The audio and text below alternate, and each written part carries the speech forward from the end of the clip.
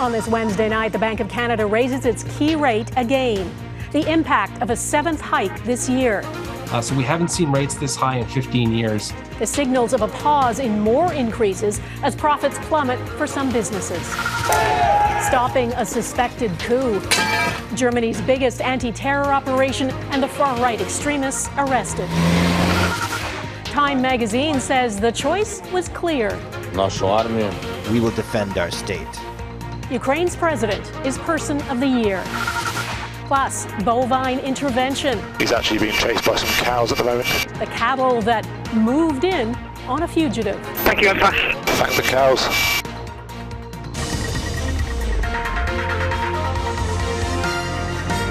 Global National with Donna Friesen. Good evening and thanks for joining us. The Bank of Canada has done it again, raising its benchmark interest rate for the seventh time this year.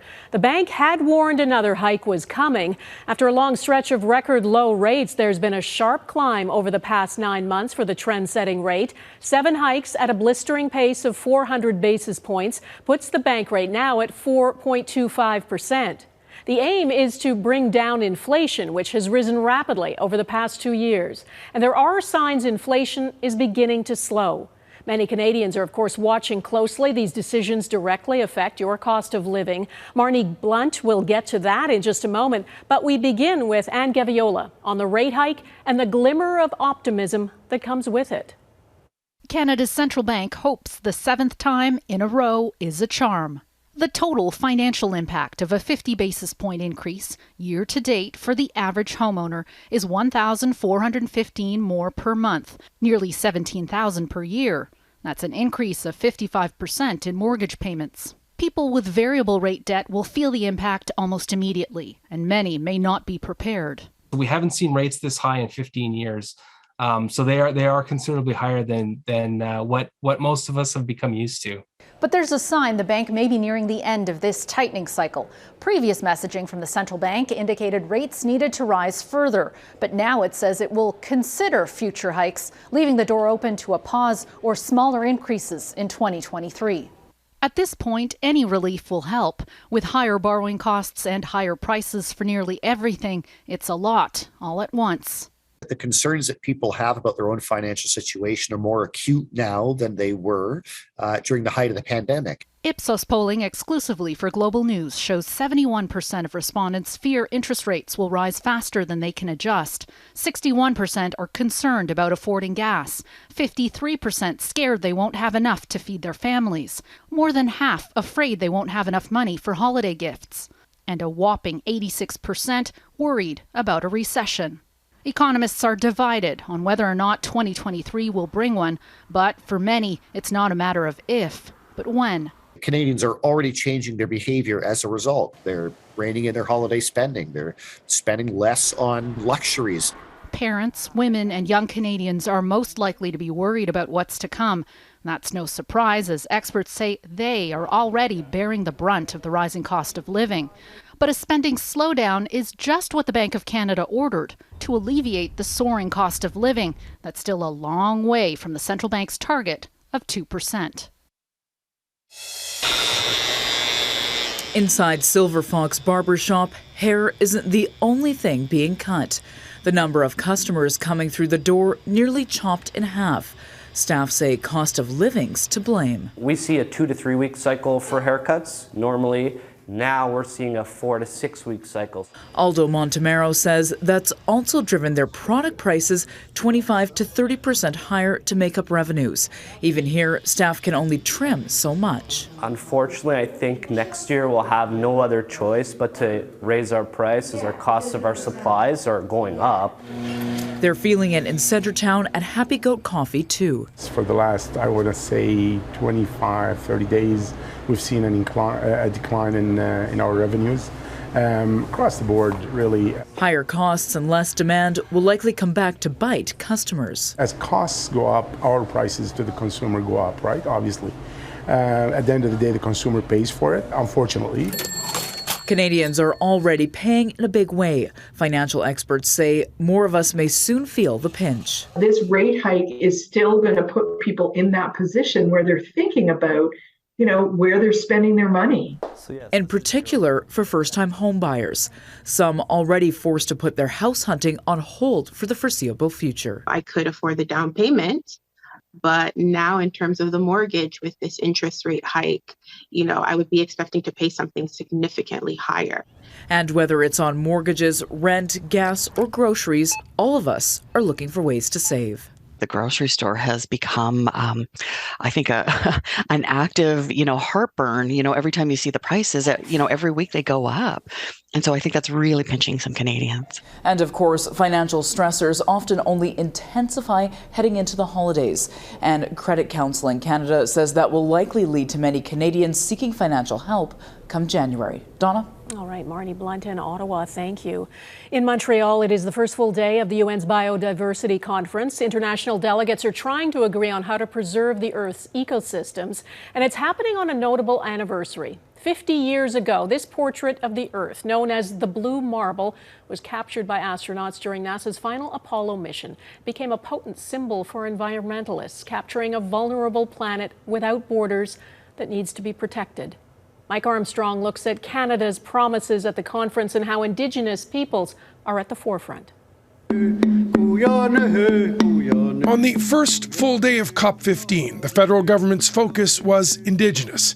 The Prime Minister announced funding of up to $800 million aimed at conservation initiatives that are specifically Indigenous-led. Majors support, the Prime Minister says, to protect biodiversity and promote reconciliation. It takes resources to create a conservation economy where caring for the land is a career opportunity and where people can be stewards of their own homes. The funding will target 4 conservation projects, 1 in British Columbia and 3 in the north. Together, it would mean the protection of about 1 million square kilometers. Wow, I don't even know where to start. I was all ready to show my Every Child Matters t-shirt and talk about the challenges our communities still face on a daily basis. But it's important to keep picture of the fact that we're taking control of our own destiny again, thanks to today's wonderful announcement. Thank you to both of you for this tremendous, bold step. Now, Canada isn't just one of COP15's co-hosts, along with China. It's also important globally in terms of nature. This country has 24% of the world's fresh water, 24% of all wetlands, 25% of temperate rainforests, and 33% of the world's boreal forests. Now, on this first day of the convention, there was work, but there were also the first protests. A group marched around the heavily protected convention center. This protester says there have been enough conventions. The world needs real change. More than 20,000 students in Montreal are out on strike this week around COP15. The weather may have been a factor, but this march was smaller than expected. Mike Armstrong, Global News, Montreal. There is disturbing news out of Germany about a far-right group that was plotting to overthrow the government. At least 25 people have been arrested in what's being described as the country's largest anti-terror operation. Early this morning, 150 police raids were carried out, and among those arrested were members of Germany's police and special forces. Germany's government says far-right extremism is now the biggest threat to its democracy. Crystal Goomansingh reports on the details of the plot and the people behind it. Handcuffed and taken into custody, officials say this man, Heinrich XIII, a German aristocrat, was one of the ringleaders plotting a violent government takeover. Militant Reichsbürger are united by the hatred for democracy, for our state, and for people who support our community. The fringe group has been operating in Germany for decades, railing against modern democracy. During the pandemic, however, its extreme ideologies seem to have tapped into a new audience, connecting with believers of deep state conspiracies. According to the federal prosecutor, Peter Frank, the group appeared to have established a shadow government as a part of preparations. According to our information, individual members of the terrorist group considered entering parliament by force. The alleged plot resembles the insurgency in the United States when the Capitol was stormed on January 6th last year. QAnon supporters were involved then, and some of those arrested Wednesday are said to follow the group as well. German media report that among the 25 taken into custody is Birgit Meisek-Winkemann, a Berlin district court judge and former right-wing politician. A 64-year-old ex-German army officer was also taken into custody in Italy, where police say they seized materials related to the organization. While far-right groups have existed, particularly in Europe, for ages, they're gaining prominence around the globe. Historian Joshua Arthurs. They're emboldened by the emergence of political figures on the right in mainstream politics, which gives them a platform or a cause to identify with. Although authorities say the group had little chance at succeeding, the potential to upend society and disrupt the normal working order is something German officials say they won't risk. Crystal Goomansingh, Global News, London. The 25 people arrested today have ties to the Reichsbürger, who reject the modern German state and believe it illegitimately replaced the Deutsche Reich of the Nazi era. Germany's Domestic Intelligence Service estimates the group has more than 21,000 members, and about 5% of them, more than 1,100 people, are classified as far-right extremists. 10% are considered violent. In the past few years, German authorities have revoked weapons permits for hundreds of the movement's followers. New allegations of Chinese interference. Coming up, the RCMP contract with a company that has ties to the Chinese government. Plus, the new honor for the late Queen.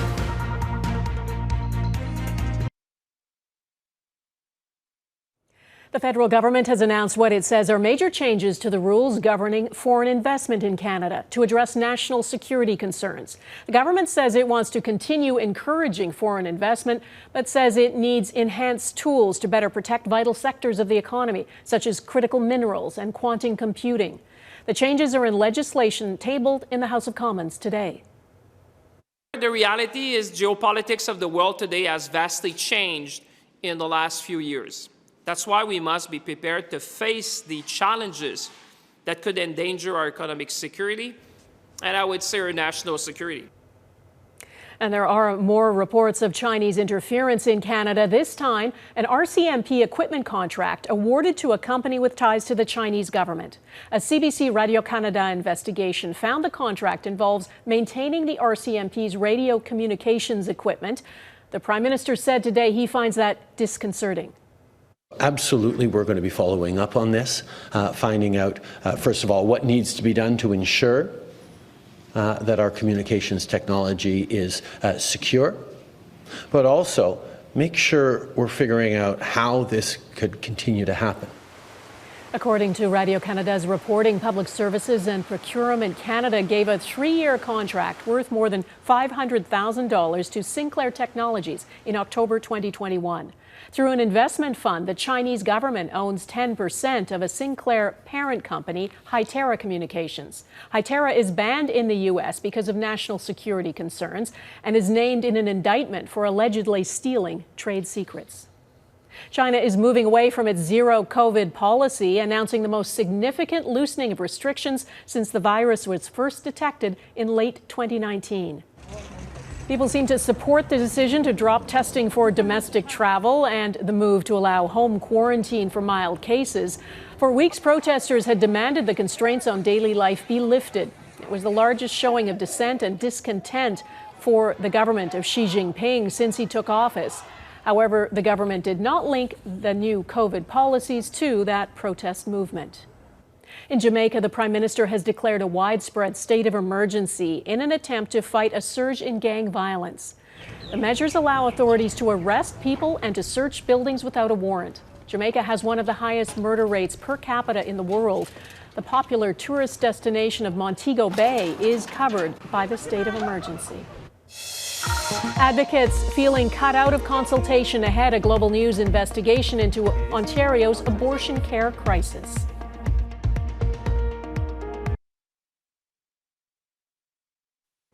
We are continuing our series on how abortion clinics in Ontario are funded. In part one, we told you some clinics are so worried about funding they solicit donations from the public. Ontario says it's committed to overhauling the financing structure, but experts say there is a glaring problem. The government has not asked abortion providers for their input. Tonight, Jasmine Pisano explains how this could impact the future of care. I wanted to talk to you about this, actually. Omar runs an abortion clinic in Ontario. Global News agreed not to reveal his last name or where he works. It says Ontario is committed to revisiting the current framework for funding insured surgical abortion services. Have you heard about this? Not at all.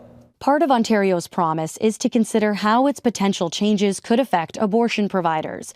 Global News interviewed several staff members from abortion clinics in the province, but none say they've been contacted by the government. I try to be optimistic. Maybe they're busy. Until you brought it to my attention, I have not heard about this. Carolyn Egan has been advocating for abortion rights in Ontario for decades. She says that she's been left out too. Those of us who are in the field are always very cautious about decisions being made at a level higher than ourselves in many senses, without input from people on the ground who are providing the service. There's a reason Ontario had to come up with this plan, and the details are in the latest Canada Health Act annual report. Around 2018, the province found out one abortion clinic was charging patients illegal facility fees. This to pay for an aspirator, equipment used to remove pregnancy tissue. Patients gave nearly $14,000 out of their own pockets over a year's time. Abortions are covered by Ontario, and it's illegal for healthcare providers to charge fees for insured services. It seems like it was something that was a mistake that was then corrected. That clinic received no extra money from the province. It's also stopped at surgical abortions. But in reaction to this case, Ontario made a commitment to Health Canada last December. It would consider funding all surgical abortion service providers and facilities. Certainly, those services that are providing abortion should be funded equally, and that's not the case. Right now, the province fully funds only half of its independent surgical abortion clinics. If we're not getting that kind of funding, we are definitely threatening access and the existence of clinics. In an email, Global News asked Ontario why it has not reached out to clinics directly. A health ministry spokesperson responded, but did not provide any details. I'm just hoping that they do, in truth, listen to those who are in the field, to those who are seeking abortions, and those advocacy groups that have been working for so long to provide adequate access. Workers on the front lines are desperate to be heard. Please reach out. We would love to come up with a better way to implement like funding and provide services for women, because at the end of the day, that's honestly the only thing we ever really cared about. Determined to do whatever they can to continue giving this life-changing care. Jasmine Pisano, Global News, Toronto. Times Person of the Year next, why he's an inspiration for the world.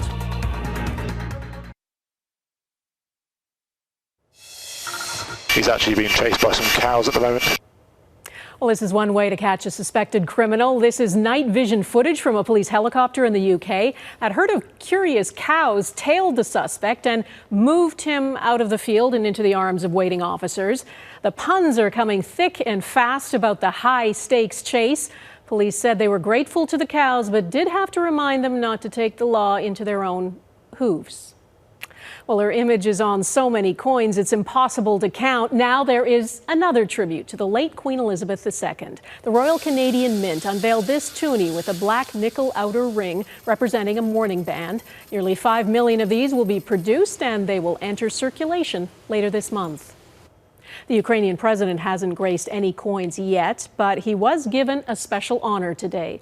Volodymyr Zelenskyy and the Spirit of Ukraine are Time magazine's Person of the Year.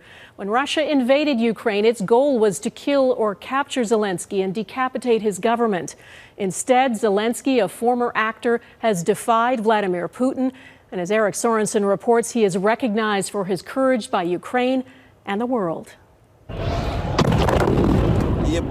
When the Russian attack began, chaos and killing descended on Ukraine. Many expected the country to fall and its leader to flee. And yet, there he was. Listen, I am here, he said. We will defend our state. The world hardly knew Volodymyr Zelenskyy. A former comedian known for a TV role as the accidental president of Ukraine. As the real leader, he resisted efforts by then U.S. President Trump to dig up dirt to hurt Joe Biden. But few, most notably Vladimir Putin, expected he could withstand the Russian onslaught. Yet Zelenskyy has been resolute, compared with Winston Churchill in World War II. He has buoyed the spirits of the Ukrainian people and risked his life to be with soldiers near the front lines. Glory to Ukraine, he tells them.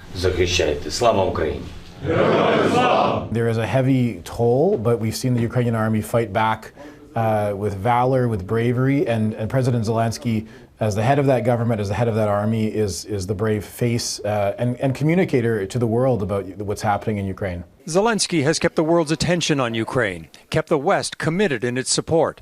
The choice for Person of the Year was the most clear-cut in memory, said Time magazine, recognizing not only Zelenskyy, but the spirit of Ukraine, the strength of its people.